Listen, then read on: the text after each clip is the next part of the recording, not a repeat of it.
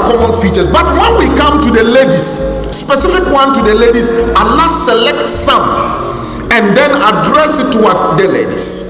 In Surah Al-Tahrim, Allah Azza wa Jal warns the wives of the Holy Prophet Muhammad sallallahu alaihi wasallam.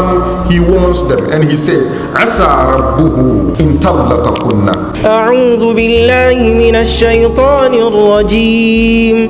Asa rabbuhu in tallaqakunna an yubdilahu azwajan khayran minkunna مسلمات مؤمنات قانتات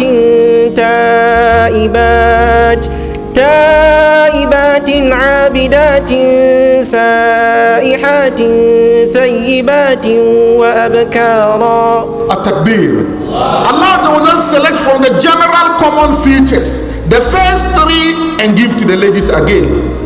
The type of wife that I'm going to give to Rasul sallallahu alaihi wasallam, who should be a model for every Muslim, that when you are going to marry, you look for those features. Number one, Muslimat. The person should be completely submissive to Allah Azza wa Jal. When you say Allah is saying, then that is the end. She will listen to what? You. Then Mu'minat, they should also what? Be believing. There wouldn't be a time that she will be thinking that it is somebody who has done that or who has done this. No. If indeed she has that particular suspicion or he has, it's only going to help them to take precautions, but not to believe in that. The absolute actor in their life is only Allah and Allah. So Mu'minat. Then he repeats the third one again. Qanitat, they are obedient to Allah and then also what? To their husband. Rasulullah sallallahu alaihi wasallam, if I had the opportunity to let the lady prostrate on this particular earth, not to Allah, then it would have been what? To the husband. So they are what? Very, very obedient. So Allah repeats the common ones again, those ones we mentioned, and then some specific ones to what? The lady.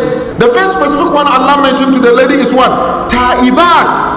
They are very, very repentant. I am sorry, forgive me. Not to quarrel with what? The husband. I am sorry, forgive me. What will happen? Will it reduce you? He is right. I am sorry, forgive me. He is not right. You are right as the lady. I am sorry, forgive me. Just like the way Allah commanded the men to be generous to you, whether they have or they don't have. You don't have money, give them. You have money, give them. So the same way, whether he is right, I am sorry. He is not right, I am sorry. So qanita, then ta'ibat. Then Allah continued to say, abidat. Your wife should be somebody who worships a lot.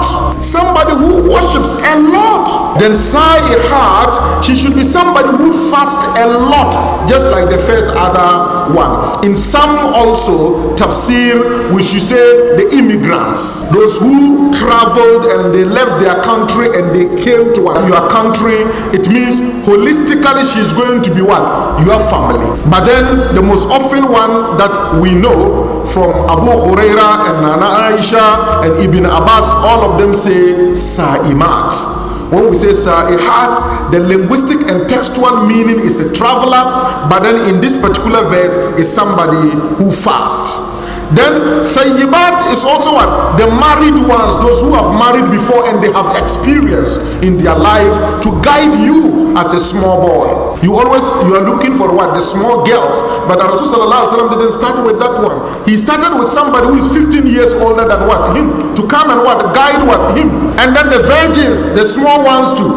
So these are qualities that we should look for. Some other verses, Quran chapter 4 verse 34, long verse, but what we need over there, we have the qanitat, and then we also have the hafizat, that those who will protect your property for you and will protect your chastity and protect they themselves, their chastity, and whatever you leave in the house, it isn't something that she's just going to consume and spoil it.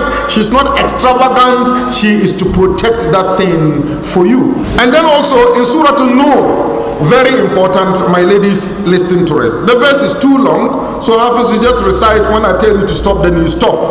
وَقُلْ لِلْمُؤْمِنَاتِ يَغْضُضْنَ مِنْ أَبْصَارِهِنَّ. أعوذ بالله من الشيطان الرجيم. وقل للمؤمنات يغضضن من أبصارهن ويحفظن فروجهن ولا يبدين زينتهن إلا ما ظهر منها وَلْيَضْرِبْنَ بِخُمُرِهِنَّ عَلَى جُيُوبِهِنَّ وَلَا يُبْدِينَ زِينَتَهُنَّ إِلَّا لِبُعُولَتِهِنَّ. Sadaqallahu al-Azim. Allah says, tell the believing women. Before this one too, the other verse in verse 30 also, tell the believing men. The same thing is repeated over there. They should reduce their gazes, their eyes. You're going to marry somebody, a girl, and there is no shyness at all in her. No shyness. She talks and she's looking at you like that. And it's not only you, she's talking with other boys, and always the eye is what? On them. Eye to eye contact, very dangerous. There's no shyness at all in them. Be careful of a level of what? Iman. And Rasulullah tells us that you can't separate Iman from haya, from shyness.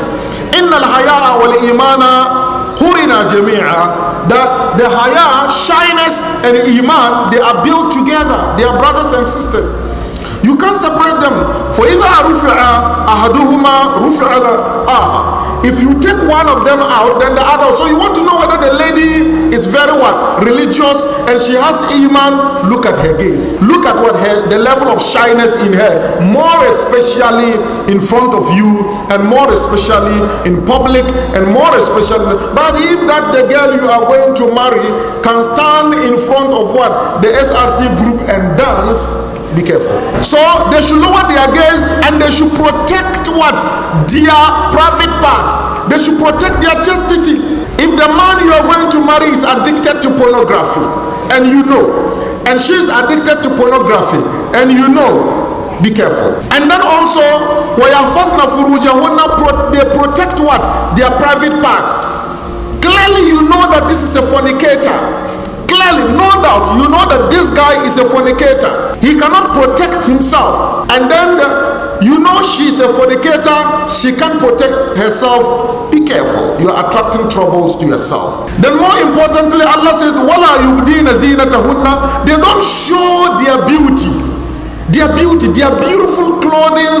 They don't wear to go out to show to people illa ma zahara minha, except the exposing aspect that she has nothing to do. Her face, and then also what? Her hands. Those are permissible, but the rest of her part, the breast, then the backside, everything of her is not for exposure.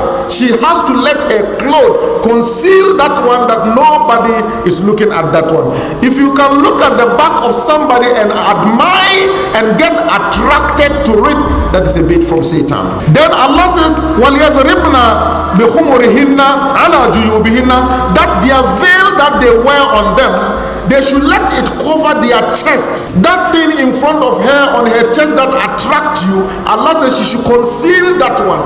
Not that mini mayafi that is just only here and the chest is outside. No, that is not that one. That one is supposed to be between you and her in what? The house. In fact, even in the house, the mayafi is what? Haram. She should remove and throw it somewhere. Then the Quran continues to say, وَلَا يُبْدِينَ زِينَتَهُنَّ. And then their dressing, their beauty, they shouldn't dress beautiful, colorful, and come out with it. No, it is not for public consumption.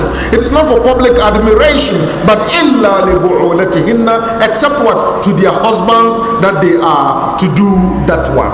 So if you are to be wife, very much exposed to the extent that everybody is admiring. We have beauty of what? Character and physical what? Beauty. When Allah Azza wa Jalla says, وَمِنْ آيَاتِهِ أَنْ خَلَقَ لَكُمْ مِنْ أَنفُسِكُمْ, the normal textual tafsir of it is that from among yourself it connotes similarity. So most of the mufassirs would say min jinsikum, from your type. Human being, you can't go and marry a cow. You can't go and marry a jinn. You have to marry what? Human being. And the deeper the similarity, the stable that particular marriage. So psychologically, the vision of that particular person, the expectation of that particular person, the goals of that particular person, is there an easy way of synchronization? If you can synchronize, then it increases the level of compatibility. And the key elements of compatibility, I'll be mentioning them now. So from character to vision to health to fertility to physical beauty to family, and even before the world comes inside. And the hadith of Rasulullah sallallahu alaihi wasallam that tunkahu al-mar'atu li-arba'a. The word is tunkahu. People marry. I'm not commanding you to marry like that. That is the nature of human being. They marry based on what? Her wealth. And they marry based on what? Her family lineage or her social status.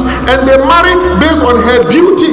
But I am not saying you should, because there are several other hadiths that contradict with this particular perception. And Rasulullah says that La tazawwaju nisaa li husnihinna. Don't marry ladies because of what? Their beauty. Fa'asa husnuhunna an yurdinahunna. That it is possible that this particular beauty of them can get them what? Misled. Wala tazawwajuhunna li amwalihinna. Don't marry them because of what? Their wealth. Fa'asa amwaluhunna an tudghiyahunna. It is possible that that particular wealth can lead them what? Astray.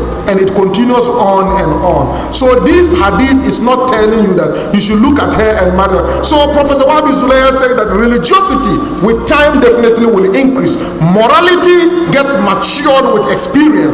But on the other hand, richness, beauty, and lineage that many people look out for are temporary and may not be able to preserve the marriage bond.